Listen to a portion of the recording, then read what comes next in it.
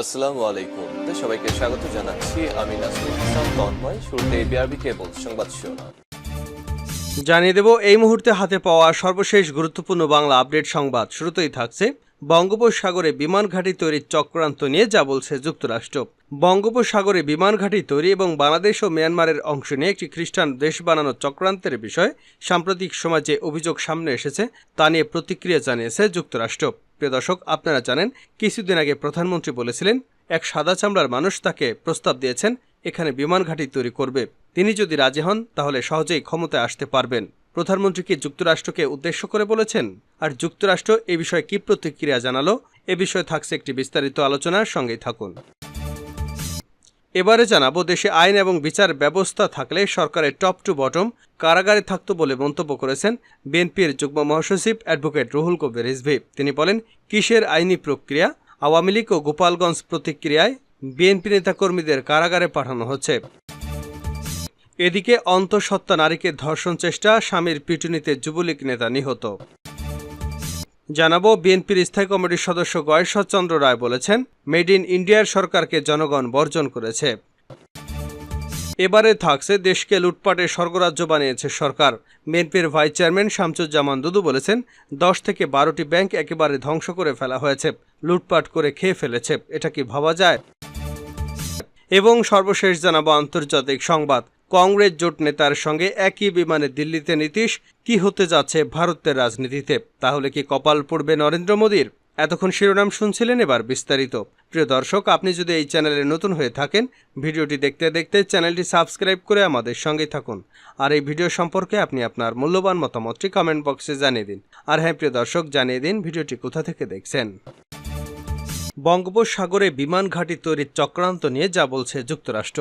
বঙ্গোপসাগরে বিমান ঘাঁটি তৈরি এবং বাংলাদেশ ও মিয়ানমারের অংশ নিয়ে একটি খ্রিস্টান দেশ বানানোর চক্রান্তের বিষয়ে সাম্প্রতিক সময় যে অভিযোগ এনেছে তা নিয়ে প্রতিক্রিয়া জানিয়েছে যুক্তরাষ্ট্র। দেশটি বলছে, যুক্তরাষ্ট্রের বিষয়ে সব তথ্য সঠিক নয়। এছাড়া গ্রামীণ টেলিকমের চেয়ারম্যান এবং নোবেল বিজয়ী অর্থনীতিবিদ ডক্টর মোহাম্মদ ইউনূসের বিচারিক কর্মকাণ্ডের বিষয়টিও মার্কিন পররাষ্ট্র দপ্তরের ব্রিফিংয়ে উঠে এসেছে। দেশটি বলছে, ডক্টর ইউনূসের বিরুদ্ধে মামলার বিষয়টি নিবিড়ভাবে পর্যবেক্ষণ করছে যুক্তরাষ্ট্র। এমনকি ডক্টর ইউনূসকে হয়রানি এবং হুমকি প্রদর্শনের জন্য শ্রম আইনের অপব্যবহার হতে পারে বলে যুক্তরাষ্ট্র তার উদ্বেগের কথা জানিয়েছে।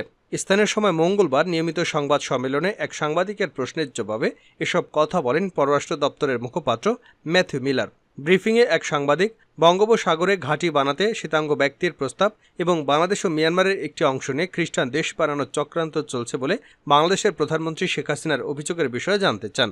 ওই সাংবাদিক বলেন, বাংলাদেশের ক্ষমতাসীন প্রধানমন্ত্রী শেখ হাসিনা সম্প্রতি দাবি করেছেন একজন শ্বেতাঙ্গ ব্যক্তি তাকে প্রস্তাব দিয়েছিলেন তিনি কোনো চাপ ছাড়াই ক্ষমতায় আসতে পারবেন যদি তিনি একটি বিদেশি দেশকে বঙ্গোপসাগরে বিমান ঘাঁটি স্থাপনের অনুমতি দেন।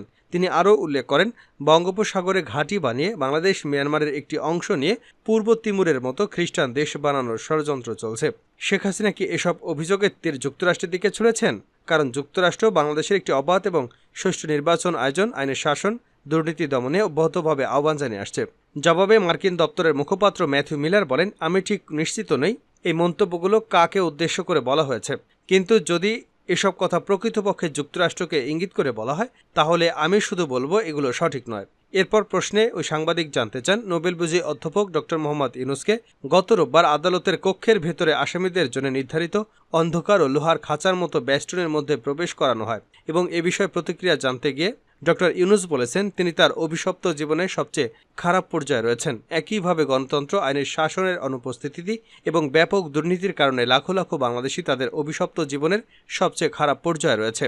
আমরা দেখছি যুক্তরাষ্ট্র বাংলাদেশের সাবেক সেনাপ্রধান এবং পুলিশ প্রধানের উপর কিছু নিষেধাজ্ঞা এবং ভিসা বিধিনিষেধ আরোপ করেছেন। আপনি কি মনে করেন গত 7 তারিখে অনুষ্ঠিত নির্বাচনের পর বাংলাদেশকে জবাবদিহি করার জন্য এসব পদক্ষেপই যথেষ্ট, নাকি আপনি অতীতের প্রতিশ্রুতি অনুযায়ী বাংলাদেশের গণতন্ত্রপ্রেমী জনগণের সাথে সংহতি প্রদর্শনের জন্য আবারও পদক্ষেপ গ্রহণের চিন্তাভাবনা করবেন? দেশে ন্যায় বিচার থাকলে সরকারের টপ টু বটম কারাগারে থাকত রিজভী। দেশে আইন এবং ন্যায় বিচার থাকলে সরকারের টপ টু বটম কারাগারে থাকত বলে মন্তব্য করেছেন বিএনপির সিনিয়র যুগ্ম মহাসচিব রুহুল কবির রিজভী। তিনি বলেছেন, কিসের আইনি প্রক্রিয়া? আওয়ামী গোপালগঞ্জি প্রক্রিয়া, বিএনপি নেতাকর্মীদের কারাগারে পাঠানো হচ্ছে। মঙ্গলবার বিকেলে নয়াপল্টনে বিএনপির কেন্দ্রীয় কার্যালয়ে এক সংবাদ সম্মেলনে তিনি এসব কথা বলেন। রিজভী বলেন, গণতন্ত্রকে অস্বীকার করে ডামি সরকার রাষ্ট্রের সমস্ত প্রতিষ্ঠানকে আওয়ামী লীগের মাধ্যমে জনগণকে কৃতদাস বানানোর চেষ্টা চালিয়ে যাচ্ছে। আওয়ামী ফ্যাসিজমের ছায়া উপছায়া দেশের উপর বিস্তার লাভ করেছে। আওয়ামী লীগ কখনই জনকল্যাণে ইতিবাচক রাজনীতি করেনি। খুন, রক্তপাত, সহিংসতা, দখল, টাকা পাচার সহ অনর্গল মিথ্যা কথা বলাই আওয়ামী লীগের রাজনীতি। আওয়ামী লীগের সাধারণ সম্পাদক ওবায়দুল কাদের সাহেব আজই বলেছেন, আজিজ বেনজির আমাদের লোক নয়। আওয়ামী লীগের শীর্ষ নেতাদের কেউ দুর্নীতিবাজ নয়। শীর্ষ নেতারা দুর্নীতিবাজ না হলে মাঝারি নেতারা তাহলে দুর্নীতিবাজ। আওয়ামী লীগের সাধারণ সম্পাদক ওবায়দুল কাদেরের সমালোচনা করে তিনি বলেন, আপনি কি ডানে বামে তাকিয়ে কথা বলছেন, নাকি আপনাদের স্বভাবসুলভ ডাহা মিথ্যার আশ্রয় নিয়েছেন? বিএনপি নেতাকর্মীদের বিরুদ্ধে বেনজির যখন বন্দুকের ভাষায় কথা বলতেন তখন তো তাকে অস্বীকার করেননি। বেনজির আজিজদের দুর্নীতির দায় আপনারা কখনো এড়াতে পারেন না। এ দায় এড়াতে পারে না সরকার। বেনজির আজিজদের দায় এ সরকারকেই নিতে হবে। বিএনপির এই মুখপাত্র বলেন, ক্ষমতা দখলে রেখে অনন্তকাল অবৈধভাবে ক্ষমতায় থাকার এবং অসৎ অভিপ্রায় বিএনপি নেতাকর্মীদের বিনাশ করার জন্য সরকার তার প্রতিহিংসা চরিতার্থ করতে বেনজির আজিজদের ব্যবহারের পাশাপাশি বড় হাতিয়ারে পরিণত করেছে বিচার বিভাগকে। যে বিচারালয় ছিল মানুষের শেষ আশ্রয়স্থল, সেই বিচার অঙ্গনকে পরিণত করা হয়েছে আওয়ামী স্বার্থ আর বিরোধীদের আতঙ্কপুরীতে। অন্তঃসত্ত্বা নারীকে ধর্ষণ চেষ্টায় স্বামীর পিটুনিতে যুবলীগ নেতা নিহত। কুমিল্লার চান্দিনায় একাধিক মামলার আসামি যুবলীগ নেতা তানভীর আহমেদ ভূঁইয়াকে পিটিয়ে হত্যা করা হয়েছে। এক অন্তঃসত্ত্বা গৃহবধূর দাবি, তাকে ধর্ষণ চেষ্টাকালে তার স্বামী তানভীরকে পিটিয়ে হত্যা করেছে। এ ঘটনায় জিজ্ঞাসাবাদের জন্য গৃহবধূর স্বামী সেলিম মিয়াকে আটক করেছে পুলিশ। মঙ্গলবার দিবাগত মধ্যরাতে চান্দিনা উপজেলার বাড়িয়ার ইউনিয়নের গড়ামারা গ্রামে আক্কাস আলীর বাড়িতে ঘটনা ঘটে। বুধবার সকালে নিহত তানভীরের মরদেহ উদ্ধার করেছে পুলিশ। নিহত তানভীর আহমেদ ভূঁইয়া ওই একই ইউনিয়নের গনিপুর গ্রামের বাবুল ভূঁইয়ার ছেলে। সে বাড়েরা ইউনিয়ন যুবলীগ কমিটির সহসভাপতি। চান্দিনা থানার উপপরিদর্শক সুজন দত্ত বিষয়টি নিশ্চিত করেছেন। জানা গেছে, গড়ামেরা গ্রাম থেকে তানভীরের মরদেহ উদ্ধার করা হয়। ঘটনাস্থল এলাকাটি খুবই ঘনবসতিপূর্ণ। এই হত্যাকাণ্ড নিয়ে স্থানীয় কেউ কিছু জানেন না বলে জানা গেছে। নিহত যুবলীগ নেতার বিরুদ্ধে অস্ত্র মামলা সহ একাধিক মামলা রয়েছে।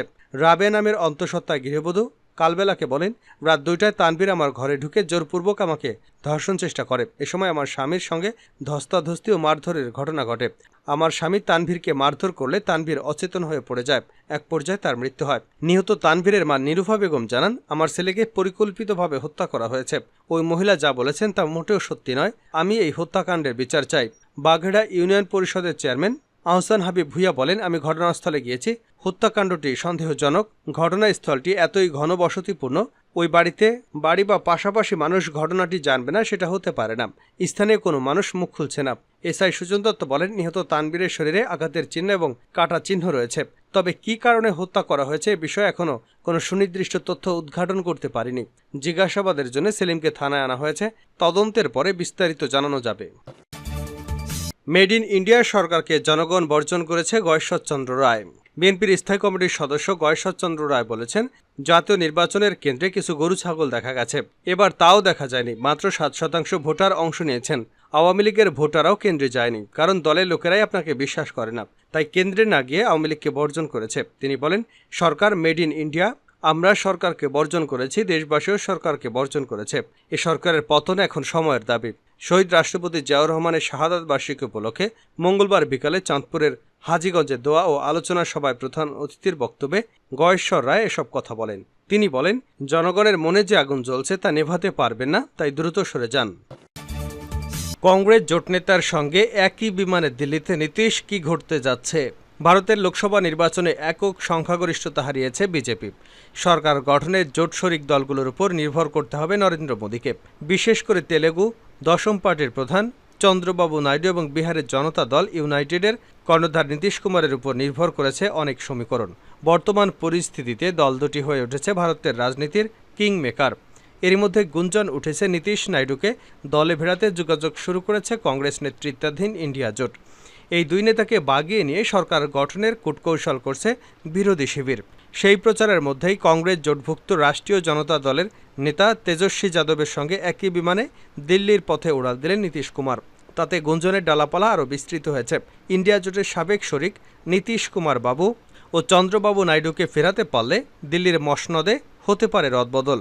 ভারতের নির্বাচন কমিশনের ওয়েবসাইটে প্রকাশিত ফল অনুযায়ী লোকসভার মোট 543 আসনের মধ্যে বিজেপি নেতৃত্বাধীন ন্যাশনাল ডেমোক্রেটিক অ্যালায়েন্স এনডিএ জোট পেয়েছে 294টি আসন। অপরদিকে কংগ্রেস নেতৃত্বাধীন ইন্ডিয়া জোটের মোট আসন সংখ্যা 232। উল্লেখ্য, সরকার গঠনের জন্য প্রয়োজন 272টি আসন। ফলে সংখ্যাগরিষ্ঠতা অর্জনে বিরোধী জোটের আরও 38টি আসন দরকার। এখানেই ক্ষমতার দরজার চাবিকাঠি ধরে রেখেছেন টিডিপি চন্দ্রবাবু নাইডু এবং জেডিইউ নীতিশ কুমার। চন্দ্রবাবু নাইডু তেলেগু দশম পার্টি জিতেছে 16টি আসন, আর নীতিশ কুমারের জনতা দল জিতেছে 12টি। দুটি দলই কংগ্রেস নেতৃত্বাধীন ইন্ডিয়া জোটের সাবেক অংশীদার। পরে জোট বদল করে তারা বিজেপির সঙ্গে জোটবদ্ধ হয় সাধারণ নির্বাচনের প্রতিদ্বন্দ্বিতা করেছেন। নরেন্দ্র মোদীর বিজেপির বিশ্বাস ছিল গতবারের মতো এবারও একক সংখ্যাগরিষ্ঠতা পাবে, কিন্তু নির্বাচনের ফলাফলে অনেকটাই চমক দেখা গেছে। এককভাবে সংখ্যাগরিষ্ঠতা হারিয়ে বিজেপির সরকার গঠন নির্ভর করছে জোট শরিকদের উপর। বর্তমান পরিস্থিতিতে নীতিশ নাইডুকে বিজেপি নেতৃত্বাধীন এনডিএ জোট ছেড়ে আবারও বিরোধী শিবিরে ফেরার আহ্বান জানাচ্ছেন অনেকেই। নীতিশ নাইডুকে ফেরাতে পারলে সংখ্যাগরিষ্ঠতা অর্জনে খুব কাছাকাছি পৌঁছবে কংগ্রেস নেতৃত্বাধীন ইন্ডিয়া জোট। সেক্ষেত্রে তাদেরকে আরও কিছু স্বতন্ত্র বিজয়ী প্রার্থীর সমর্থন প্রয়োজন হবে।